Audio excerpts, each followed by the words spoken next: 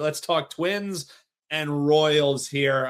If the Royals actually got to play the Twins a little bit more, Joe, maybe they wouldn't be in last place in the AL Central, because it's like the only team that they seem to be able to win against. 8-4 against Minnesota this year. They've already gotten the series win in tow. Not that it matters much, but they're going for the sweep here today. Are the Royals? How do you see this one shaking out, Joe? Can you just put up the picture of the dogs again? Because I'm fairly certain that's exactly what watching this game is going to feel like here. So, yeah, it works out perfectly. Kansas City taking on the Twins. I don't think any picture says more than this. But the reality is, listen, Bailey Ober just faced this Kansas City team, I think July 30th, right? Last week. And he got away with murder. There were a lot of hard hit balls in that game that Bailey Ober did not pay the price for. And Michael Wacha, I love Wacha. I've made a lot of money with Michael Wacha over the last couple of years. Flies under the radar. All the guy does is he goes out there. He doesn't give up home runs, doesn't walk guys. He's a first 5 under machine.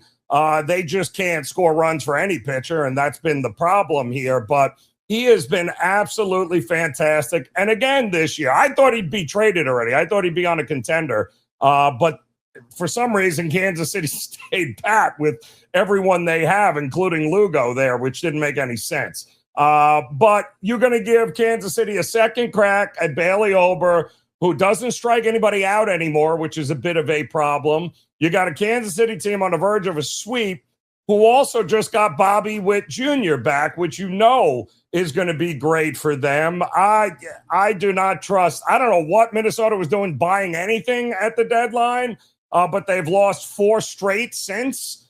I don't see them winning this one either. I would cut it in half. Give me Kansas City to get to Ober in the first 5 before Minnesota can get to Wacha. It's the bullpen that bothers me, but Cameron went 8 innings last night, so whatever's left in the Royals bullpen is fresh. I still just want the first 5 in Kansas City. I think it's minus 130, 135, something along those lines. You love breakdowns like that. You can get more of them on the best betting show ever. Joe, we're going to talk Padres and Diamondbacks, but what do you guys got on the show this week? I'm sure you guys are gearing up for football. You, Art, the Prez, when he feels like showing up. What do they got going on the show here today? Oh, no, it's fantastic. It's been a Prez-free zone this week. So, really, the shows have been the Emmy Award-winning best shows that you will ever see here. But unfortunately, I think I just saw a text. He's planning on showing up again tomorrow. So there goes that award. But we have been, yes, we've been doing we've already previewed the NFL, all the divisions here. We've gone over win totals. We're breaking down a little bit later. In fact, you guys can check it out.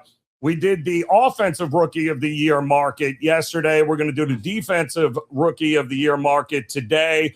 Art and I have also been giving out season win totals for college football.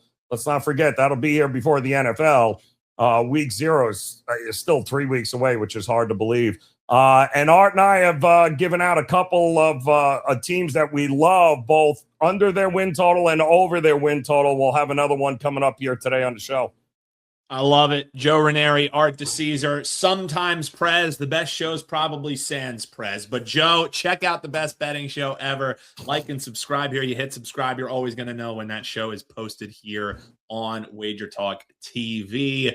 All right, Padres and D-backs, Joe. This pitching matchup, I think, is quite interesting when you just think about the difference of experience between these two. You got vet Walker Buehler, who's going to be on the mound for the Padres, and across from him, you got Arizona going again with a rookie lefty. It worked out for him last night. If it ain't broke, don't fix it. Cole Drake will be on the mound here tonight, end of a 4-game set. Do the D-backs get this series win, or the Padres not only evening up this series, but evening up the entire series for the season, making it 5-5? How do you see this one shaking out, Joe?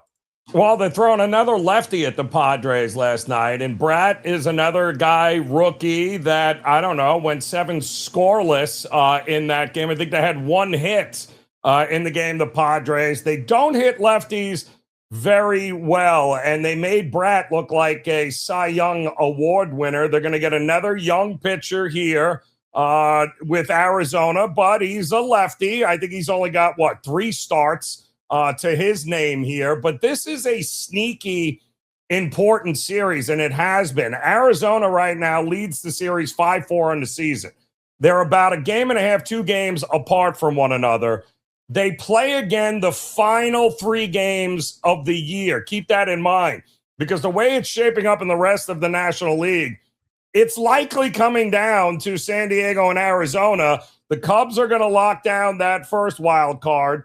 And then it's really Arizona and San Diego, unless we're buying something else. Philadelphia will also be in there. But are we buying what? Marlins? Like, who's going to be that third wild card team? It's likely going to be one of these 2 teams. So this is a bigger than usual game for August, and they got a final series coming up at the end of the regular season, which is big.